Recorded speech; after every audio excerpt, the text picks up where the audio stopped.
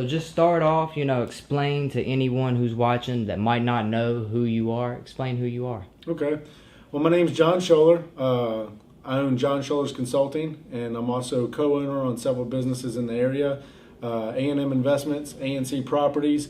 I do some consulting for Montana Construction, and then also opened up recently CrossFit 304 on the west side.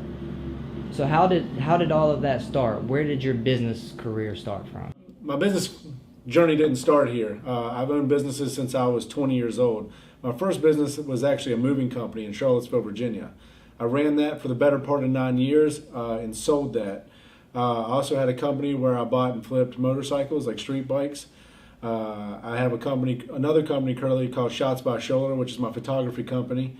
My wife and I also have companies where we promote ourselves and photography and other businesses on Instagram. And through that, we don't really do that for income so much as we get travel benefits out of it.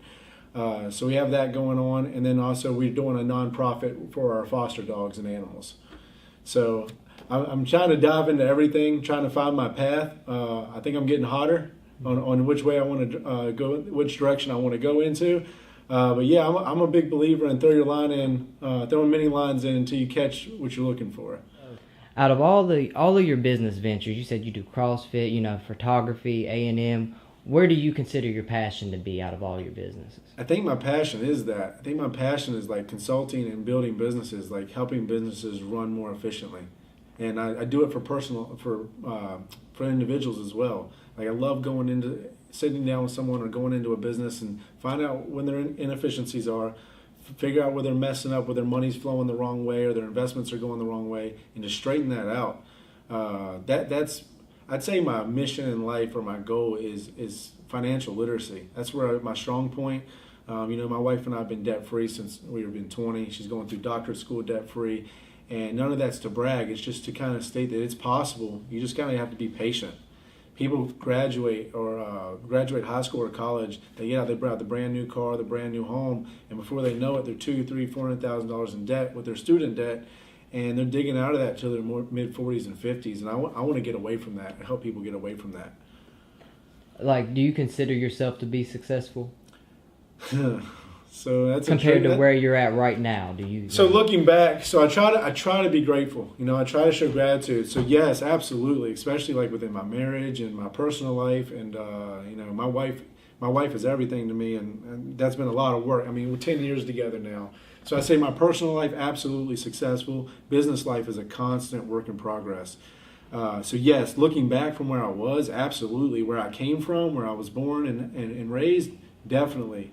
But successful by my terms is probably working on it, right? Like I have huge ambitions, so I don't want to say, yes, I'm successful and come off egotistical or satisfied, because I'm not. So I hope that was a kind of a confusing answer, but that is what it is. You said you don't know where you're going to be in a year from now, but where do you want to be in a year from now? In a year from now, I'd like to be further down my path of my journey and knowing exactly where I want to put my effort. I tell everybody all the time, like if I knew exactly what I wanted to do, you better watch out because that'd be dangerous. Right now, I'm like fragmented a little bit. And I don't think that's bad. I'm learning a lot of different things. I got the gym going on, the Instagrams, the real estate. But I'd like to know, like, this is it, right? This is where you're going to put your time, effort, and energy over the next 10, 15, 20 years and just attack, right? Like that's kind of what I'm waiting on. So again, to mention Gary Vee again, I reference him a lot, but he's like a mentor to me, even though we've never met. But he has this thing, macro patience, micro speed, right? Like go, and I'm just waiting, right? I'm waiting on that moment to be like, this is what I'm going to do. And as soon as I know that for sure, I guess told everybody, watch out. I think that, I don't know, like personally, but in my opinion, your biggest venture right now, A&M, to me. How did A&M start? Man, that's a kind of a story, so I'll try to keep it as short and sweet as possible. That's going to be tough. So after selling my company, my wife and I traveled for 2 years. She's a travel nurse, so we went to Maui in California, and over those 2 years, I was driving myself crazy because I didn't have anything to work on like I once did with my other companies. So I just educated myself for 2 years straight. was educating myself before that, but this was 2 years of like, that was my 9 to 5, reading and researching and studying the market. And I learned about real estate and learned as much as I possibly could. And so when I finally knew where we were going to be for more than 3 months, because these were 3-month stints, which is impossible to invest in 3 months in an area, really hard anyway. I reached out to a company here called A&M Investments. I reached out to Andrew McDavid and Steve Coyne, who were the original owners of the company. And I said, I just want to meet with you guys. Like, I just want to sit down and like network. And Andrew replied back. We met at McDonald's in South Charleston. And we just kind of talked, but nothing really came of it because I was looking for a multifamily for myself. And his wife was a realtor. And one day she was showing us some multifamilies, and I was like, man, I just want to shadow Andrew and Steve for a day. And she was like, call him up, he'll let you do it. So I met up with Andrew and Steve, and I shadowed them one day, and I never left.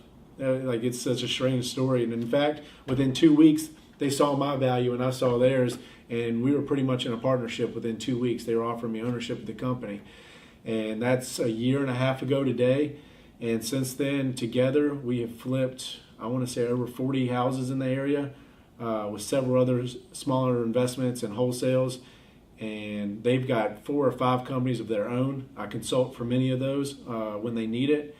And so that's kind of how I got into it. And then, of course, my wife and I, we get to double dip sometimes, if you will, because how A&M works is we take the investor's money, we buy the property, we flip it, then we give a split.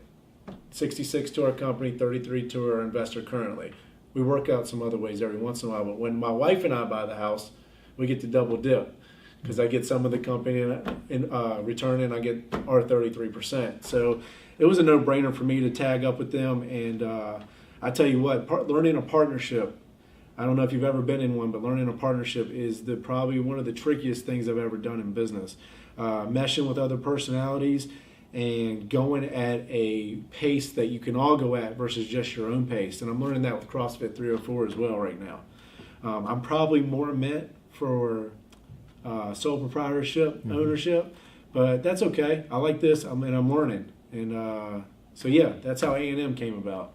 Yeah, a lot of people, that give advice, business people, they always say they like to stay away from partners. But, it can definitely teach you a lot just by dealing with another person, you know what I mean? And I think that if you can do it, then do it. Just like you said, we're young.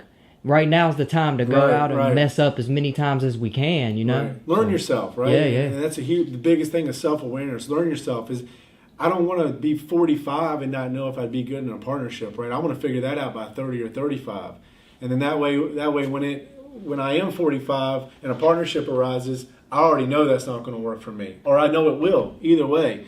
But I need to know then versus testing it out at that age. And look, if you're already 45, it's not too late. This is my story, right? This is my journey. But yeah, test everything. Test absolutely everything. Like what you guys are doing here, you don't know if you'll be doing this in 2 years. You have no idea. It might lead to something, but you're doing something. Like that'd be my biggest piece of advice is do something. I get caught up in this too, right? The procrastination of like, well, I think I should, or maybe one day. Just do it.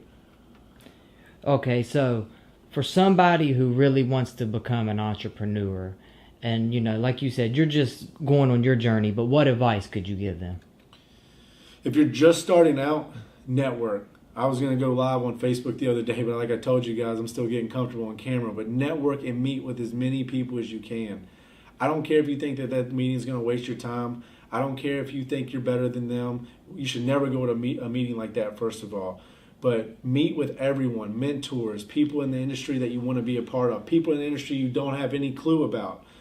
Sit down. You will find it, like me with you guys right now, you will find it that we're often more times than not eager to teach and to tell our story, right? Because we've worked so hard and we have so much knowledge up here that we need to get it out. Like Gary or Grant Cardone or any of these people that do these public speaking, of course they're getting paid a lot, right? But they did it for free for a long time because they just enjoy showing other people the shortcuts, if you will, to success and whatever that may be for you. And I would say meet with these people and meet with them often. Like if you can't get a meeting a week with somebody you don't know or somebody that can teach you something, you're slowing yourself down. I was in a meeting the other day, and Wesley Wyrick said a great quote. I had heard it before, but I'm going to give him credit because he had just said it to me. But if you're the smartest person in the room all the time, you're in the wrong room. Yeah. You're absolutely in the wrong room. So I'd say that more than anything is network. Like that, when I say meeting with networking, because you don't know where to lead. Like you and I just ran into each other. We might be in business in 4 years. You have no idea. But if we never meet, y'all could reach out to me and say, I'm too busy because I'm extremely busy. Mm-hmm. So I said, look, who are these guys? I didn't even do your background. Mm-hmm. I just like the fact that y'all are messaging and going after it. I know that. I know I've been there, right? And I'm still there for some of it, right? In some sense of it. So I'm going to meet with you, right? If you reach out, you're on time, you show up, you do as you say, dude, I'll help wherever I can. So I'd say that would be one of my keys to success right there. Read, I have to add it. Read. I don't care what you pick up. Maybe not so much fictional. You can read fictional if you want, just to increase your vocabulary or if that opens your mind. But get into some documentaries, get into some like self-motivation and self-development books as soon as you can. I know they're corny. I know people like hate those, like the memes, like go kill it or whatever. But dude, you gotta find your motivation somewhere. I don't care if you find it in that or somewhere else. But that works for me.